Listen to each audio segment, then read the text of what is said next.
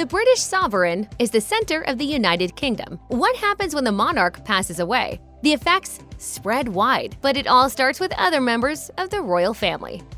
There's no doubt that the new monarchs of the United Kingdom are in their twilight years, so speculation has run rampant about what happens when they die. In the case of King Charles' death, the title change of the Queen is clear. Queen Camilla officially took on the title of Queen Consort after Queen Elizabeth II passed away in September 2022. On the day of her Platinum Jubilee, Queen Elizabeth had given Camilla her blessing to take on the royal title. Queen Elizabeth says she wants Camilla, the Duchess of Cornwall, to be known as Queen Consort when Prince Charles becomes king. According to 17, while Charles' wife is referred to as Queen Camilla, she continues to officially hold the title of Queen Consort, which signifies that she does not have any of her husband's sovereignty, nor does she share any of his political or military authority.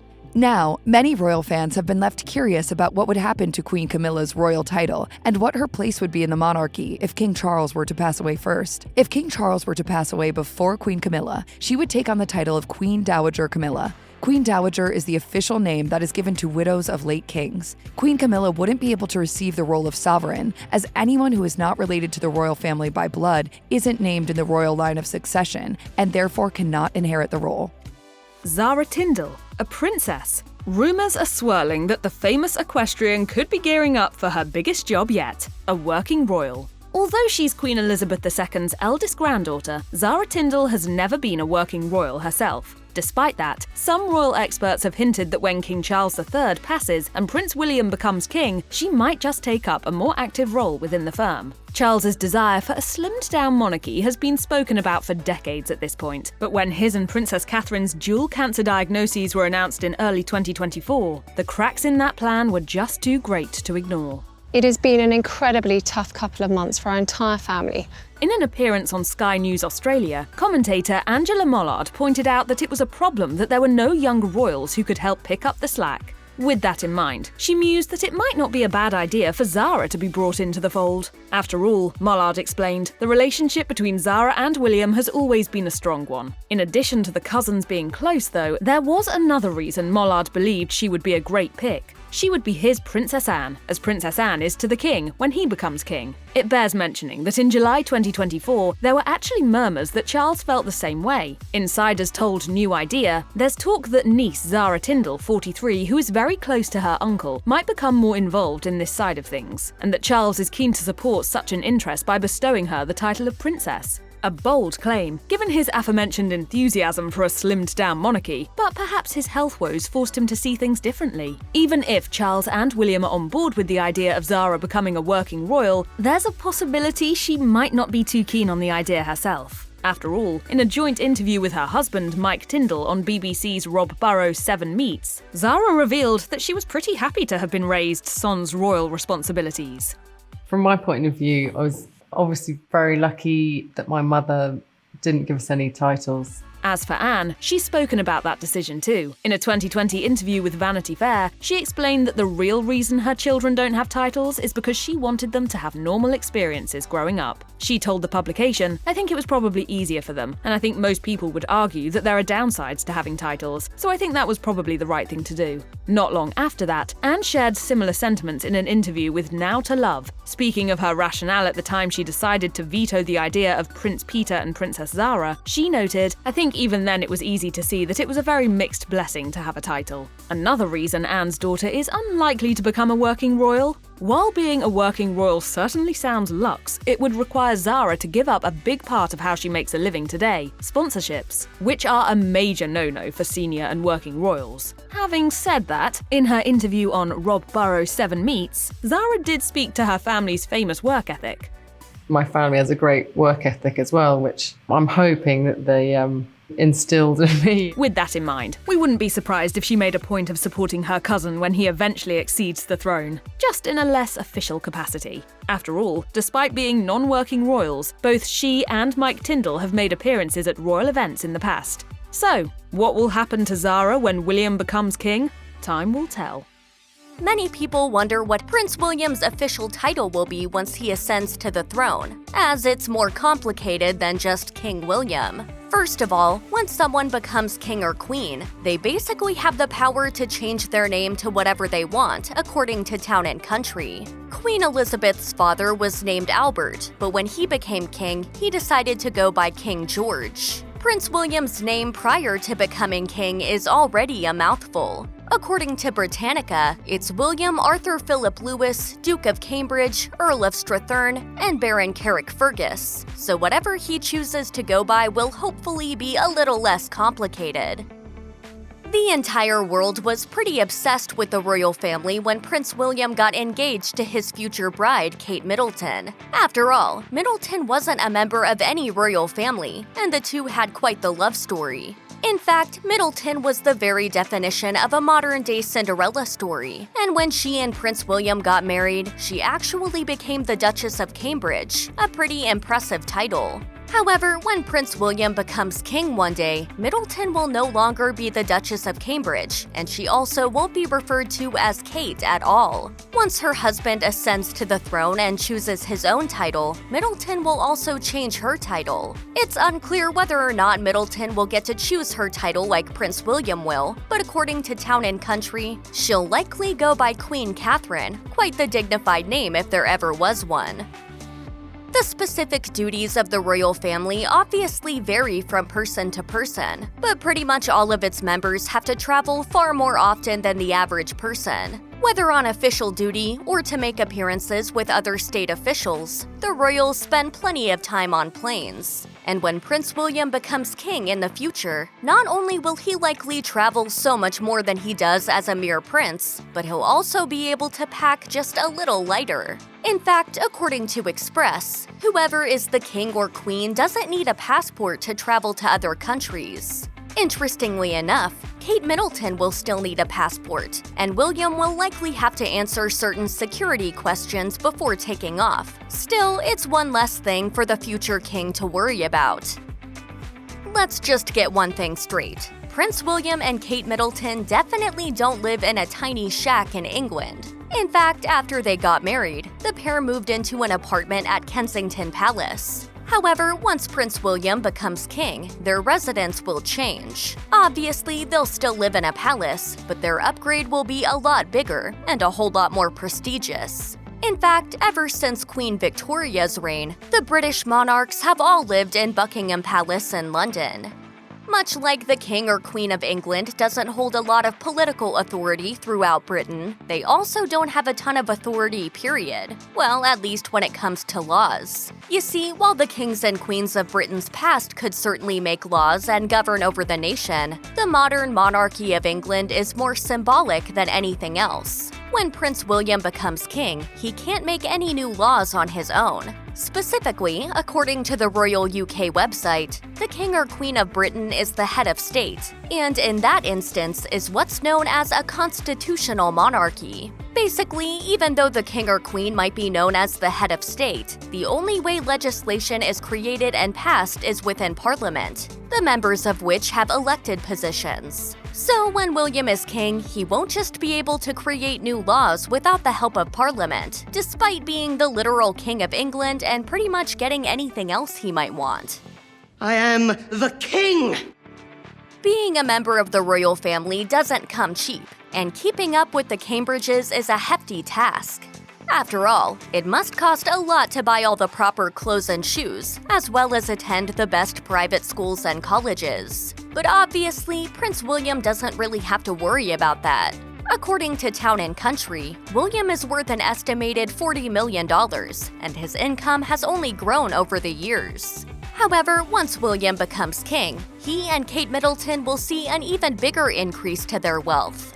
According to Cafe Mom, the king receives a paycheck from the Duchy of Lancaster of around $20 million, but that's not all. William will also get any inheritance from his grandmother, Queen Elizabeth, and his father, Prince Charles, by the time he's king. So basically, William will be swimming in cash once his coronation rolls around. While Prince William still won't be able to create laws or change too much when he becomes King of England, one thing he will be able to do is possibly appoint a new Prime Minister. Really, it's complicated, but the King or Queen is pretty involved with the Prime Minister, which makes sense as they're both important figures in Britain. But as it stands, this important royal duty is only executed under certain circumstances. Specifically, according to the Royal UK website, the King or Queen appoints the Prime Minister when necessary, as well as meets with them on official business whenever it's required. So when William takes over the duties of King of England, he may also appoint a new Prime Minister, which would be a pretty big deal. That's just one more way in which his life will be different after his coronation.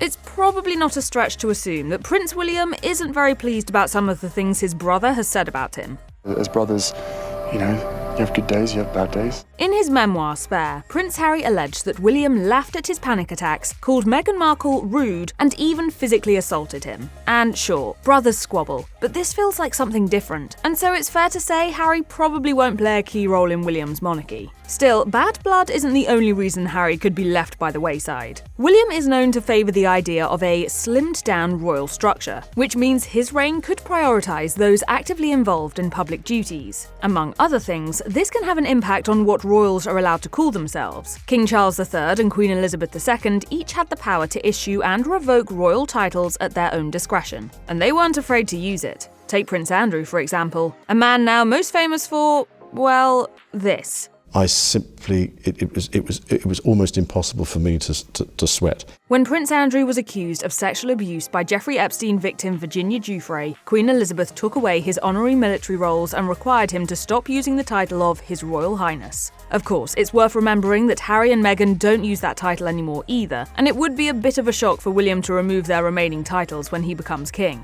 But you shouldn't expect to see the Sussexes showered with honorary titles either, especially if William's vision for a more modern monarchy finally comes to pass.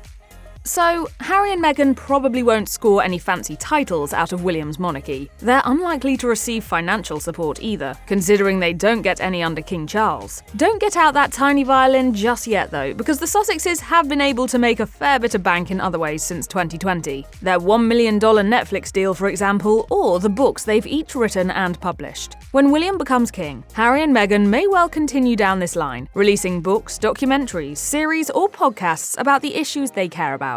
Keynote speeches have also been a lucrative activity for the couple. Back in 2020, they signed with the Harry Walker Agency, and the Sunday Times reported that they could earn up to $1 million per speech. Harry also landed a job as the Chief Impact Officer at the coaching platform BetterUp, a job that the Mirror reports could pay as much as $2.5 million per year. And even if they don't receive a salary for it, they still both be directors of Archewell, the non-profit organisation named after their son, Archie. Heck, Meghan could even return to the world of acting. She had just wrapped her role as Rachel Zane on the hit TV show Suits in 2017 when she announced that she'd be leaving Tinseltown behind, but she assured her fans that she would not be giving anything up. I just see it as a change. It's a new challenge. It's a new chapter. Finally, the death of King Charles could also provide the Sussexes with more financial stability, as Harry is likely to receive a hefty inheritance from his late father. That, of course, will sit alongside the fortunes reportedly left to him by both Princess Diana and Elizabeth, the Queen Mother.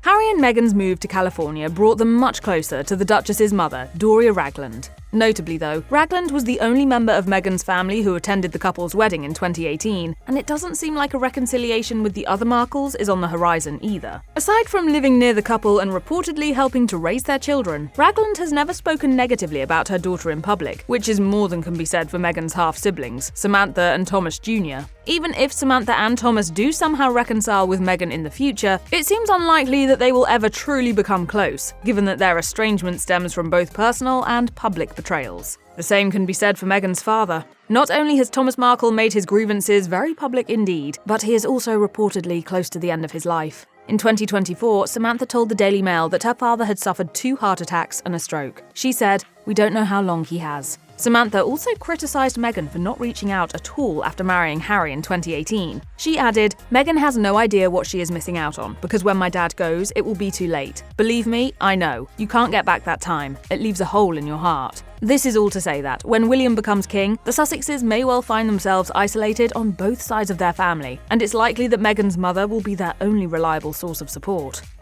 One reason William might be reluctant to bring his brother back into the fold is that it might be perceived as an acknowledgement of the Sussexes' many allegations. In case you've forgotten, these include racist remarks, physical attacks, and the claim that Queen Camilla is dangerous. So, would healing his relationship with his brother be worth a reputational nightmare for William? Considering the history between the two, probably not. The royals will be quite aware of past situations in which family drama nearly tanked the family's reputation. Edward VIII's marriage to Wallis Simpson nearly caused a constitutional crisis, and it was only his exile that allowed George VI to maintain any kind of stability. Similarly, Princess Diana's candidness about her divorce arguably changed the family's reputation forever. Well, there were 3 of us in this marriage, so it was a bit crowded. Harry and Meghan now play a similar role. They're close enough to the royals to be able to disrupt the family's carefully curated image, and disgruntled enough to want to do so. Is it any wonder William might want to keep them at arm's length? Not only that, but Harry and Meghan are currently living the celebrity lifestyle. Hollywood deals, personal interviews, and Netflix shows galore, all of which clashes with the traditional duty-first ethos of the royal family. Aside from protecting their own reputation, keeping a safe distance from the Sussexes would communicate to the people that the royals are focused on their formal functions.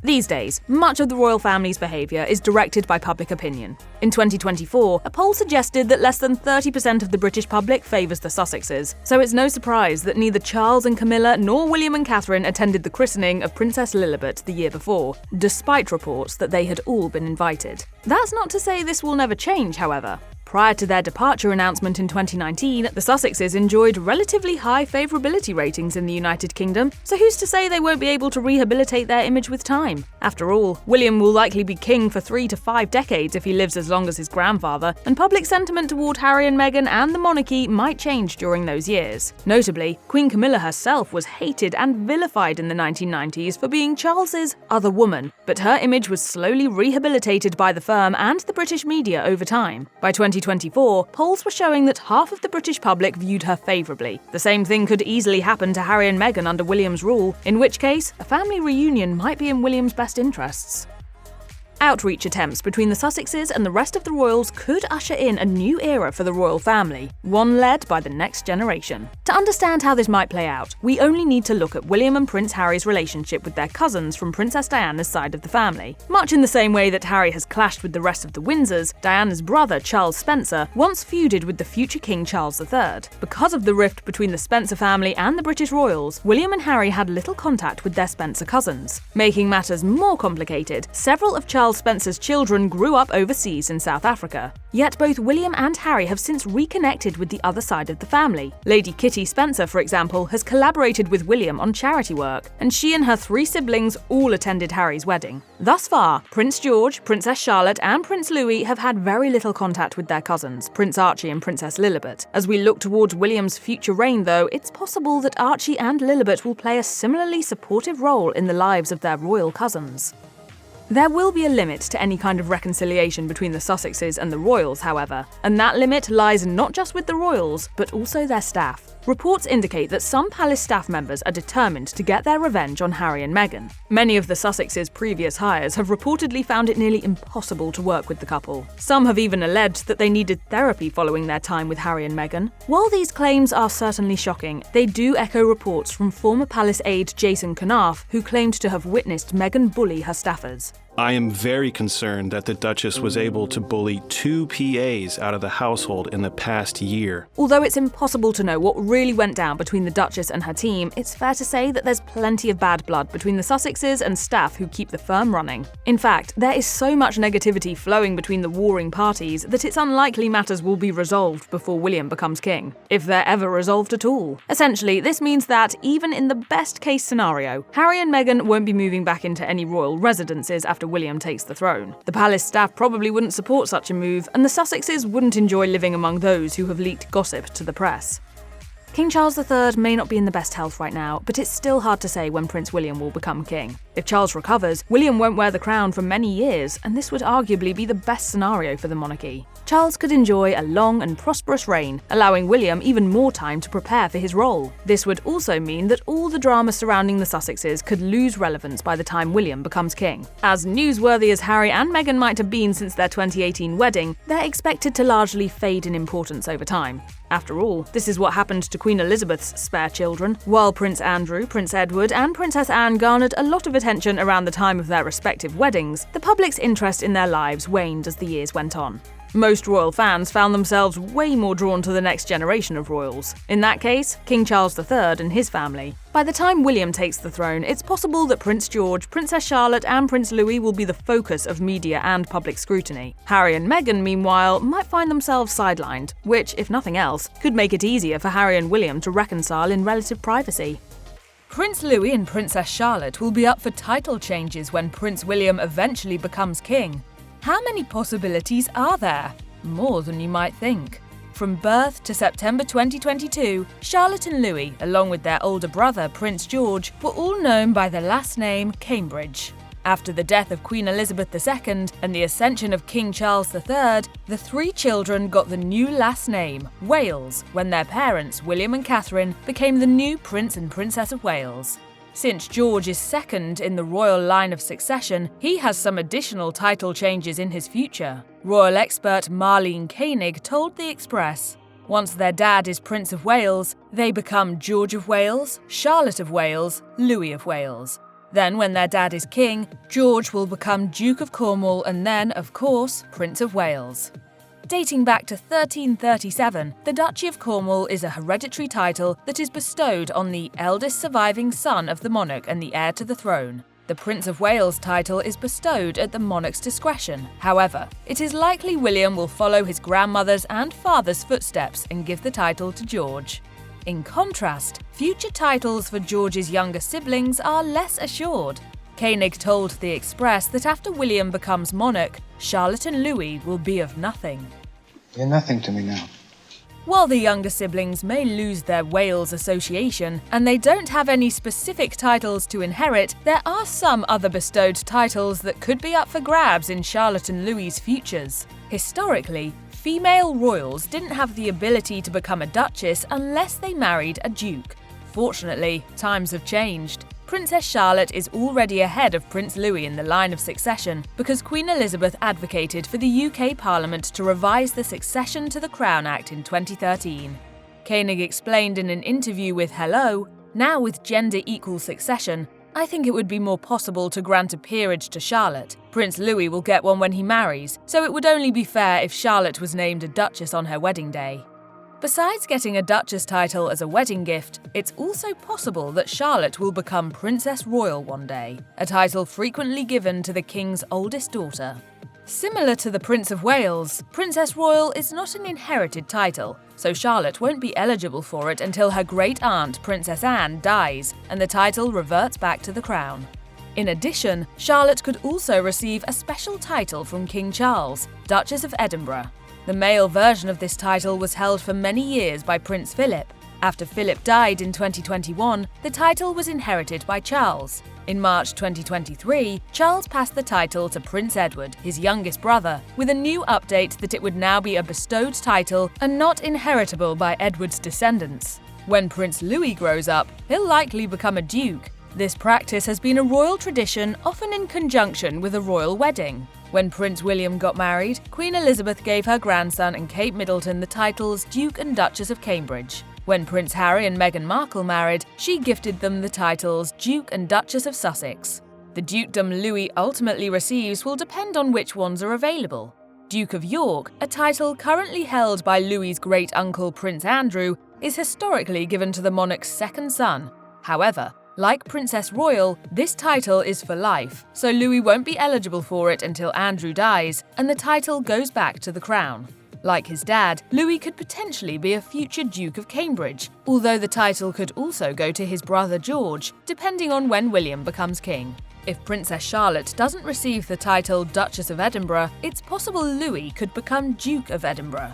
Of course, there's also the possibility that Charlotte and Louis will forge their own path. Charlotte could reject her royal titles as a working adult, or both she and her brother could emulate Prince Edward and request ones of their own creation. When Prince Edward got married, he turned down the title Duke of Cambridge and requested the title Earl of Wessex, as a nod to the movie Shakespeare in Love.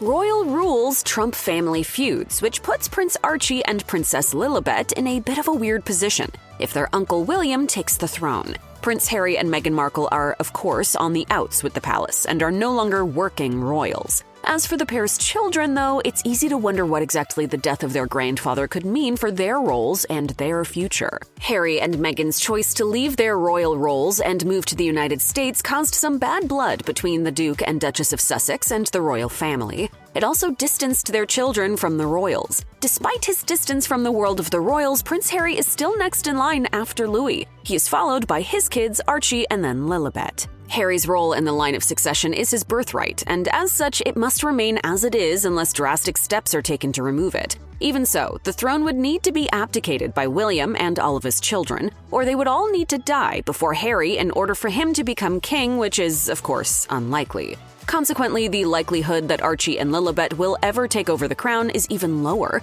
They did, however, gain prince and princess titles when Charles took over as king. In 2023, a statement from the Sussex's spokesperson said, "The children's titles have been a birthright since their grandfather became monarch. This matter has been settled for some time in alignment with Buckingham Palace." Despite the family drama between Harry and Meghan and the rest of the royals, things seem to be less tense between Harry and King Charles than between Harry and Prince William. After all, Harry immediately visited Charles when he heard about his cancer diagnosis. It's the first time he will have seen his father in any meaningful way, really since the Queen's funeral. Yet a source told the Daily Beast that despite Harry's attempts, his brother and sister-in-law aren't particularly interested in welcoming him back into the fold just yet. The source said, "Catherine and William have been very clear they want peace and quiet for them and the kids. A visit from Harry with all the drama that would bring would be the opposite of that."